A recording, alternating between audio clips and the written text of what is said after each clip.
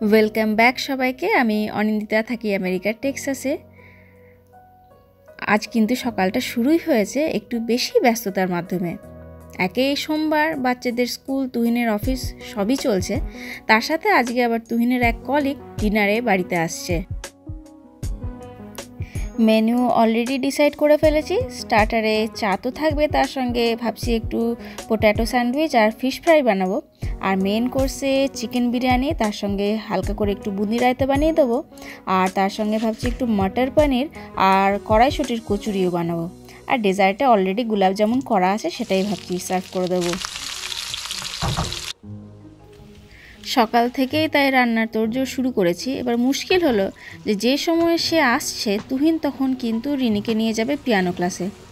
ঘণ্টাখানেক পরে ফিরবে। এবার ভাবতে বসেছি যে এই একটা ঘন্টা আমি কি কথা বলবো। ভয়টা এখন আর ইংলিশে কমিউনিকেট করা নয়, অ্যাকচুয়ালি একদমই আননোন। তাই বিষয়টা কী হবে কথোপকথনের সেটাই কিন্তু বুঝতে পারছি না। দূর, এর থেকে কিন্তু রান্না করা অনেক সহজ জানেন।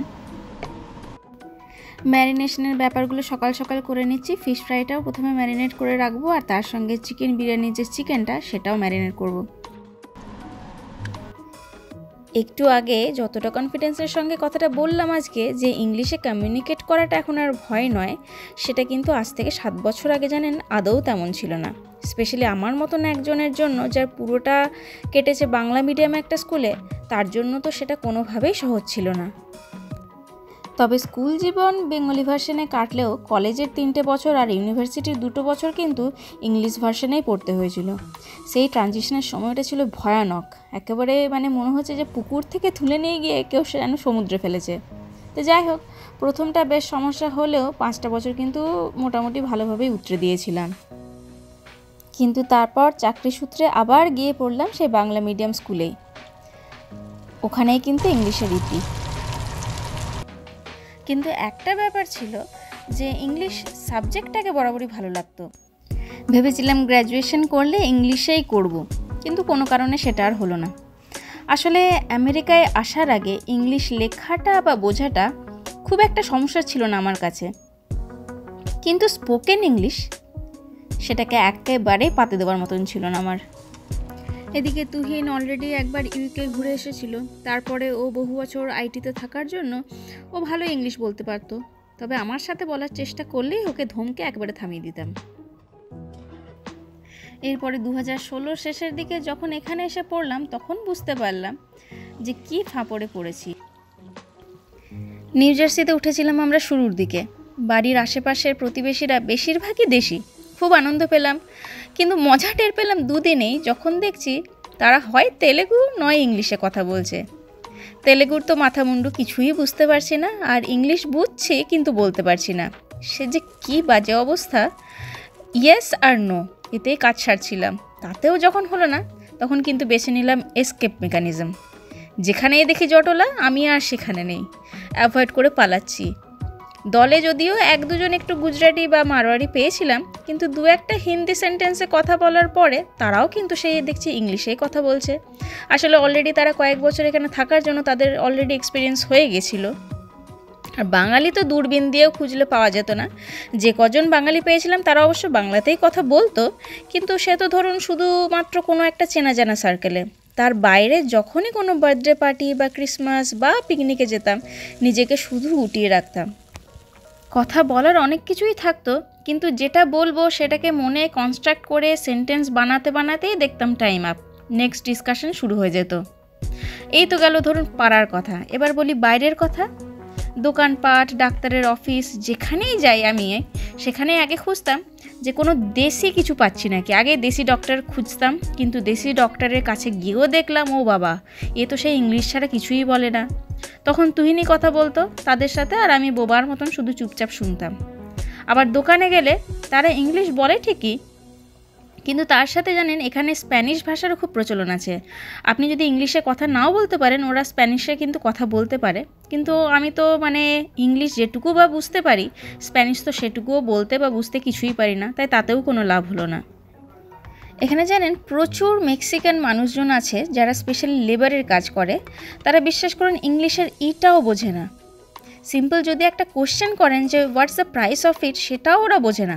কিন্তু স্প্যানিশ জানার জন্য কিন্তু দিব্যি এদেশে এসে কাজ করে খাচ্ছে। অবশ্য কেউ কেউ একটু আধটু ব্রোকেন ইংলিশ বলতে পারে। আবার এদেশের কিছু মানুষ, বিশেষ করে ধরুন ওই ব্ল্যাক বা যারা আফ্রিকান আমেরিকান, তাদের কিন্তু কেউ কেউ এমন জড়িয়ে জড়িয়ে কথা বলে যে ওদের অ্যাকসেন্টে আমি বুঝতে পারতাম না। সেটা অবশ্য এখনও কিন্তু সমস্যা আমার রয়ে গেছে সেটা। তো তাদের কথার উত্তর দেব কি করে, তাই তুহিনকে সেক্ষেত্রে এগিয়ে যেতে হতো। এবার এতক্ষণ ধরে শুধু আমার সমস্যাগুলোই বলে গেলাম। এবার আসি এর পরবর্তী স্টেজ, যে গল্পটাই কিন্তু আসল, যে কিভাবে এই ইংলিশ বলার ভয়টাকে আমি অতিক্রম করলাম। অবশ্যই তুহিনের পরিশ্রম এতে প্রচুর হয়েছে যে ও আমাকে দিয়ে কাজটা করিয়ে নিয়েছে। এবার কেমনভাবে সে সেটা করলো একে একে আপনাদের বলি, দাঁড়ান।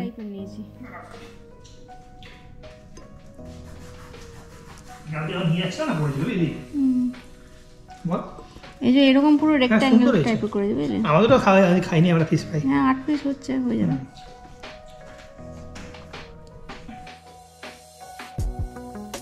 আবার আসছি গল্পটাতে। তো যখনই কোনো দোকানে যেতাম, ও সেই আমাকেই জোর করে পাঠাবে যে যা বিলটা করে আন।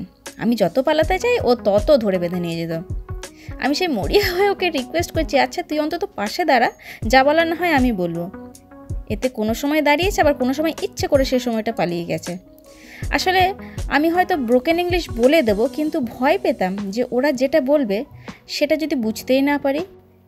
অনেক সময় এমনও হয়েছে যে কোনো কিছু না কিনেই ফিরে গেছি দোকান থেকে। কারণ এরকম অনেকবার হয়েছে যে আমি বিল সেকশনে দাঁড়িয়ে ওরা হয়তো কিছু আমাকে বলেছে, আমি সেটা বুঝতে পারিনি, উল্টোপাল্টা জবাব দিয়েছি, কিন্তু তবুও স্টিল সেখানে দাঁড়িয়ে থেকেছি।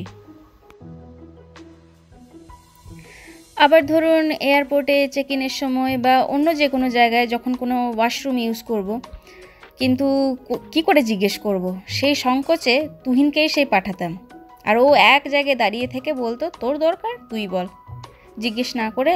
আর উপায় কি বলুন তাহলে? তুহিন একটা কথা প্রায় বলে যে আমার চাই না, আমার লাগবে না। এগুলো তারাই বলে যাদের মধ্যে ক্ষমতা নেই সেটা পাওয়ার। একটা জিনিস আগে পেয়ে দেখা, তারপর সেটাকে ছেড়ে দিয়ে বল যে আমার লাগবে না, তবে বুঝবো। এটা কিন্তু ঠিকই যে কোনো ভয়, সেটা ইংলিশ বলারই হোক বা অন্য যে কোনো ক্ষেত্রে, যতদিন না সেটাকে ফেস করব, সেটা কিন্তু চিরকালই ভয় দেখাবে। বলতে গেলে 1000টা ভুল হবে, সেটা তো এখনও হয় আমার সাথে, কিন্তু ভুলটা বলতে বলতে একসময় দেখলাম যে ঠিকটা কিন্তু শিখে যাচ্ছি। তবে বকাঝকার সাথে সাথে কিন্তু কনফিডেন্সটাও তুহিন দিয়ে গেছে সবসময়, যে দেখ যে ইংলিশ বলছে তাকে গিয়ে জিজ্ঞেস করে দেখ, তার এডুকেশন, তার ডিগ্রি হয়তো তোর থেকে অনেকটাই কম, তবুও শুধুমাত্র কনফিডেন্স আর এক্সপিরিয়েন্সের জন্যই ওরা আজকে ইংলিশটা এত সহজে বলছে। এখন কিন্তু রিয়েলাইজ করি যে সত্যি একটা কথাও ভুল না, ইংলিশ বলার জন্য কোনো নলেজ দরকার হয় না, কনফিডেন্স দরকার হয়। এখানকার মানুষজন জন্ম থেকে যে পরিবেশে বড় হচ্ছে, তারা যে স্বাভাবিকভাবেই সেই ভাষাটাকেই রপ্ত করবে, এতে তো আশ্চর্যের কিছুই নেই। আমরাও যদি ছোটোবেলা থেকে সেই পরিবেশটা পেতাম, তাহলে বাংলার মতন ইংলিশটাও কিন্তু আমাদের কাছে ততটাই সহজ হতো। সন্ধে হয়ে এসছে, এরপরেই কিন্তু চলে আসার পালা সেই গেস্টের। তো এখন আমি একদম লাস্টে রেডি করে নিচ্ছি, সেই বলেছিলাম পোটাটো স্যান্ডউইচ করব সেটাই। তো মোটামুটি আমার রান্নাবান্না সবই হয়ে এসছে। বিরিয়ানিও অলরেডি সকালের দিকে রান্না করে ফেলেছি, শুধুমাত্র সন্ধ্যের জন্য বাকি রেখেছিলাম স্টার্টারগুলো। তো অলরেডি ফিশ ফ্রাইটাও করা হয়ে গেছে, আর তার সঙ্গে এখন একদম লাস্টে পোটাটো স্যান্ডউইচটা করছি। প্লেন কটা ব্রেড ছিল, ওই ব্রেড দিয়ে করবো আজকে। আর দেখলেন তো খুব সাধারণভাবে পোটাটো স্যান্ডউইচটাই করলাম, শুধুমাত্র জিরে আর সর্ষে ফোড়ন দিয়েছিলাম। আর তার সাথে একটু পেঁয়াজটা ভেজে অল্প একটু চাট মশলা, নুন আর একটু পরিমাণে হলুদ দিয়ে রেডি করে নিলাম এখন আলুটা। আর সিম্পলি এটাকে এবার বাটার দিয়ে লাগিয়ে একদম স্যান্ডউইচ মেকারের মধ্যে ঢুকিয়ে দেবো।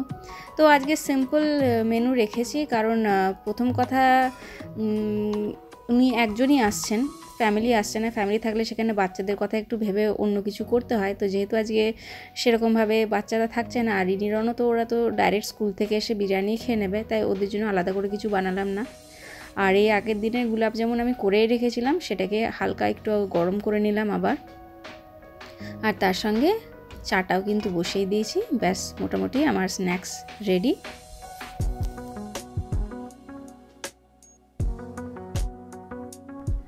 কালকে রাত্রেবেলায় ব্লগটাকে ইনকমপ্লিটই রেখে দিতে হয়েছিল, যেহেতু গেস্টের যেতে যেতে অনেকটাই রাত হয়ে গেছিলো, তাই সেটাকে কমপ্লিট করতে পারিনি। তাই ভাবলাম যে ছোট্ট একটা নোট রেখে আজকের ব্লগটাকে আমি শেষ করি।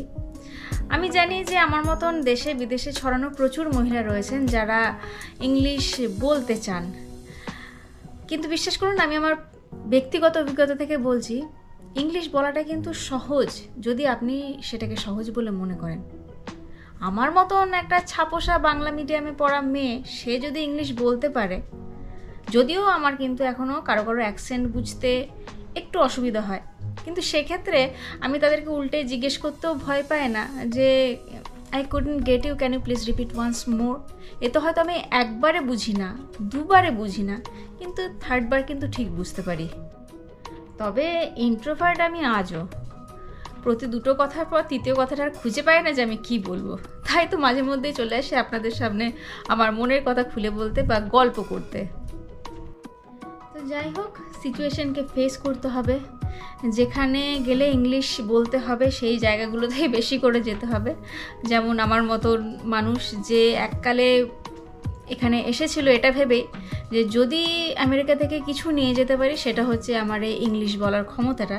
তো আমার মনে হয় আমি হয়তো এখনও পুরোপুরি না হলেও 80% মোটামুটি সাকসেসফুল। এখন অ্যাটলিস্ট আমি লোকজনকে এড়াতে বা কোনো ভিড় বা জমায়েতে যেতে ভয় পায় না।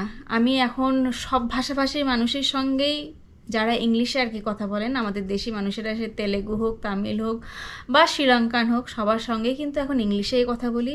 আর সত্যি এখন আর ইংলিশটাকে কিন্তু ভয় লাগে না। এতদিন যেটা বুঝতে পেরেছি যে ইংলিশ হয়তো আমি আগেও জানতাম, যা এখনও সেটাই জানি। আমি এক্সট্রা কোনো কোর্সও করিনি আর এক্সট্রা কোনো বইও পড়িনি, কিন্তু আমার মধ্যে যেটা লুকিয়ে ছিল যে ইংলিশ বলার যে ভয়টা, সেই ভয়টাকে হয়তো আমি এখন কিছুটা হলেও আমি অতিক্রম করতে পেরেছি। সেই কারণেই কিন্তু এখন আমি ইংলিশ বলতে পারি। যত ফেস করব প্রবলেম কিন্তু তত সলভ হবে। তো যাই হোক, আর বেশি কিছু জ্ঞান দেব না, আজকের মতন ব্লগটাকে এখানে শেষ করছি আমি। কেমন লাগলো গোটা ব্লগটা সেটা যদি কমেন্ট করে জানান তাহলে খুবই ভালো লাগবে। আবার পরে নতুন একটা ব্লগে আপনাদের সকলের সঙ্গে দেখা হচ্ছে। ততক্ষণের জন্য ভালো থাকবেন সকলে।